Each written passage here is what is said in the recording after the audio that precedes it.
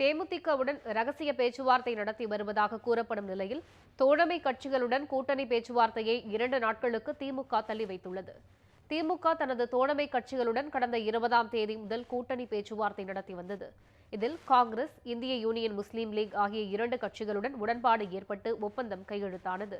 மேலும் மதிமுக, விசிக, இந்திய communist, Marxist communist, மாமக, Kongu நாடு மக்கள் தேசிய கட்சி ஆகிய கட்சிகளுக்கு தலா ஒரு தொகுதி ஒதுக்க திமுக திட்டமிட்டுள்ளதாக கூறப்படுகிறது. ஆனால் அந்த கட்சிகள் அதிக இடங்களை கேட்பதால் பேச்சுவார்த்தை முடிவடையாமல் உள்ளதாக தெரிகிறது. இதனிடையே தேமுதிகவிற்கு 4 இடங்கள் வரை தரப்படும் என திமுக ரகசிய பேச்சுவார்த்தை நடத்தியதாக கூறப்படுகிறது. தனது முடிவினை தெரிவிக்க தேமுதிக 2 நாட்கள் அவகாசம் கேட்டதாகவும், அதனால் தோழமை கட்சிகளுடனான பேச்சுவார்த்தையை திமுக 2 நாட்கள் தள்ளி வைத்துள்ளதாகவும் சொல்லப்படுகிறது.